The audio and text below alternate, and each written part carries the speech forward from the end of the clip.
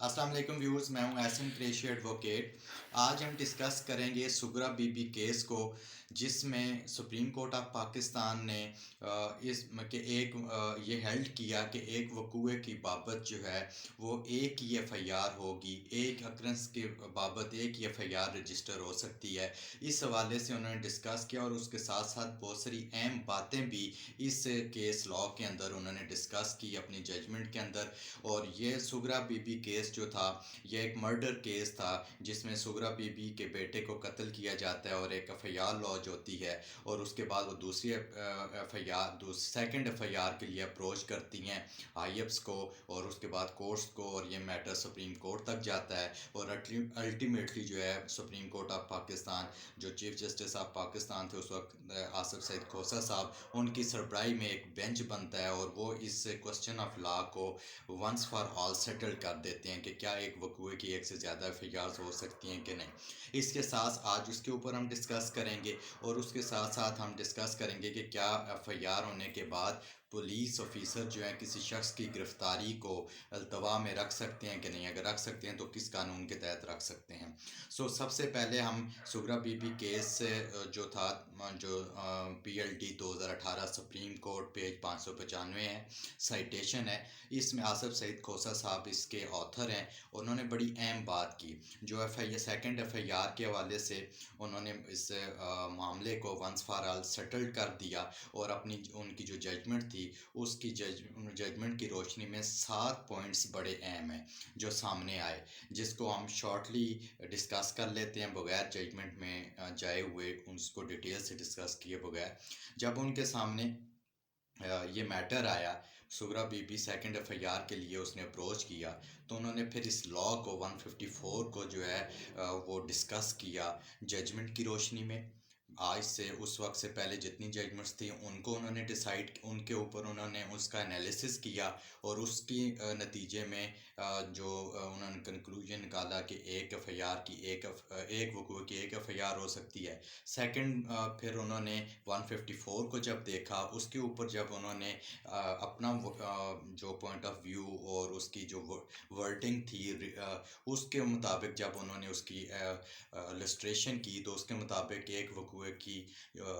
ایک سے زیادہ بھی ایف آئی آرز ہو سکتی ہیں۔ پھر تیسرا انہوں نے اس میں کہا کہ جی جنرل رول یہی ہے کہ ایک وقوعے کی ایک ایف آئی آر ہوگی، مگر ایکسیپشنل کیسز میں جو ہے وہ سیکنڈ ایف آئی آر بھی ہو سکتی ہے۔ اس میں Kanva Bhutto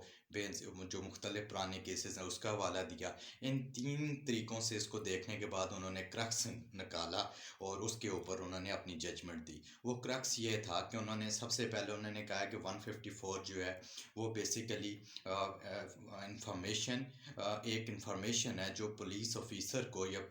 S H O کو دی جاتی ہے بابت کمیشن آف کوگنیزبل آفینس۔ جو کوگنیزبل آفینس ہے اس کے حوالے سے ایس ایچ او کو جو ہے وہ ایک انفارمیشن دی جاتی ہے، لہٰذا 154 ایک انفارمیشن ہے، وہ جب ایس ایچ او کو دی جائے گی وہ باؤنڈ ہے کہ وہ اس کو درج رجسٹر کرے۔ انہوں نے مثال دی کہ جیسے انہوں نے اس کی ایگزامپل یوں لے سکتے ہیں کہ انہوں نے کہا اگر ایس ایچ او کو کسی ذریعے سے پولیس اسٹیشن کو ایس ایچ او کو یہ انفارمیشن ملتی ہے کہ فلاں میں قتل ہو گیا ہے، تو یہ بھی ایک انفارمیشن ہے، اس کو وہ درج رجسٹر کرے گا اور اس کے بعد اپنی انویسٹیگیشن شروع کر دے گا۔ اس کے بعد انہوں نے کہا کہ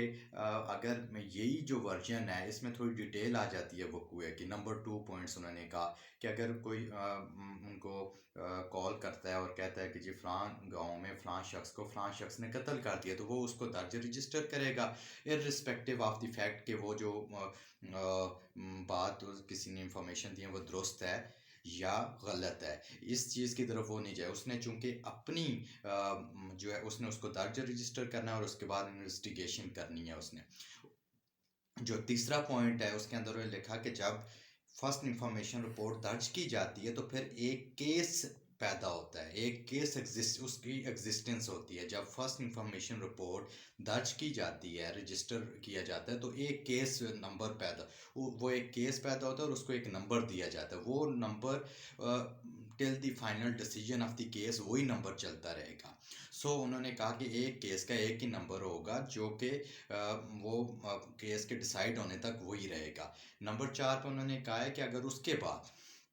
اگر مختلف انفارمیشنز آتی ہیں اور مختلف پارٹیز آتی ہیں آ کر اپنے ورژن دیتی ہیں، تو وہ ساری کی ساری جو ہے وہ اسی کیس نمبر کے تحت ہی وہ 161 کی اسٹیٹمنٹ کنسیڈر کی جائیں گی. اور اگر ایک پارٹی لیسپوز ایک پارٹی نے ایف آئی آر کے لیے اپروچ کیا، اس نے اور دوسری پارٹی ہے اس نے بھی اپلیکیشن دے دی، تو پہلی اگر ایف آئی آر ہو چکی ہے تو دوسری پارٹی کی جو اپلیکیشن ہے یا جو بیان ہے وہ 161 ان کے گوان کے ان کے بیانات 161 کے ہی کنسیڈر کیے جائیں گے، اور اسی کیس نمبر کے تحت جو آلریڈی درج ہو چکا ہے اسی کے تحت وہ سارا ورژن ان کا ریکارڈ ہوگا. اب پولیس آفیسر جو ہیں وہ فری ہیں کہ وہ کیس کی ہر لحاظ سے جو ہے وہ تفتیش کریں، ہر اینگل سے تفتیش کریں. سو یہ چوتھی بات انہوں نے کی کہ وہ باؤنڈ نہیں ہے اس چیز کے کہ جی جو انہیں انفارمیشن دی گئی وہ درست ہے یا غلط ہے. انہوں نے اپنے جو پانچویں چیز انہوں نے بتائی کہ پولیس آفیسر یہ باؤنڈ ہیں کہ وہ جو پولیس رولز کے مطابق جو ان کو طریقہ کار بتایا گیا ہے، یعنی کہ رول جو 25.2 سب رول 3 کے اندر جو طریقہ کار پریسکرائبڈ رولز بتائے گئے ہیں کہ انہوں نے ہر اینگل سے تفتیش کرنی ہے اور جو فیکٹس آف دی کیس ہیں ان کو سامنے لے کر آنا ہے. انہوں نے پارٹیز کے ورژن کو نہیں دیکھنا، انہوں نے اپنی تفتیش کرنی ہے انڈیپینڈنٹ ہو کر. اس کے بعد پانچویں چیز انہوں نے یہ بتائی ہے کہ یہ پولیس آفیسر جو ہیں یہ لازمی نہیں ہے کہ اگر کسی کا ایف آئی آر ہو جائے اور ایف آئی آر میں نام آ جائے تو اس کو جا کر گرفتار کر لیں. ہرگز اس کا یہ مطلب نہیں ہے. اگر وہ مطمئن نہیں ہے تو پولیس رول کا جو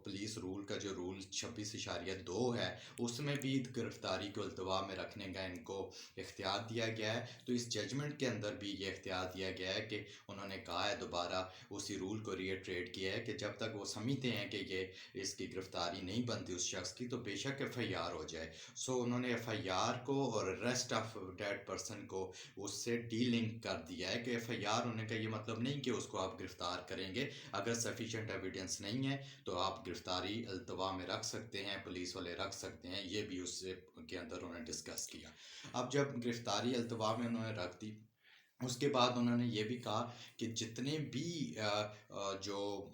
اس کے بعد ورژنز ہوں گے وہ 161 کے ہی ورژن جو ہے وہ کنسیڈر کیے جائیں گے اور اسی ایک کیس نمبر کے تحت ہی وہ درج ہوں گے، وہ الگ سے ایف آئی آر نہیں ہوگی. یہ چھٹا پوائنٹ تھا. اور ساتواں پوائنٹ یہ تھا کہ وہ اپنی فائنلی 173 کی جو رپورٹ وہ پولیس والا انویسٹیگیٹنگ آفیسر جو دے گا وہ اس کا اس سے کوئی تعلق نہیں ہے کہ جو انفارمیشن ان کو ملی یا جو دوسری پارٹی نے انفارمیشن دی after registration of F I R second party, وہ اس نے اپنا ورڈ اپنی جو فائنڈنگ ہے، جو فائنڈنگ نہیں کہیں گے، اپنی جو کنکلوژن اس نے کیا ہے، جو ایویڈنس کلیکٹ کی ہے اس کی روشنی میں جو ہے وہ سارے فیکٹس جو ہے وہ عدالت کے سامنے 173 کی رپورٹ میں وہ دے گا. وہ یہ پابند نہیں ہے کہ وہ دیکھے کہ وہ پارٹی نے جو انفارمیشن دی ہے جی وہ غلط تھی اور دوسری پارٹی نے صحیح دی، یہ فائنڈنگ دے وہ نہیں دے سکتا. بلکہ وہ ایویڈنس جو اس نے کلیکٹ کی ہے اس کی روشنی میں جو ہے وہ اپنی رپورٹ دے گا. کسی پارٹی کی فائنڈنگ کو درست یا غلط ڈکلیئر کرنے کا اس کے پاس کوئی اختیار نہیں ہے. سو یہ 7 پوائنٹس تھے جو سغرا بی بی کیس کے اندر ڈسکس کیے گئے. سو اس میں گرفتاری جو ہے وہ التوا میں رکھ سکتے ہیں رول 26.2 کے تحت، اور سغرا بی بی کیس کی روشنی میں گرفتاری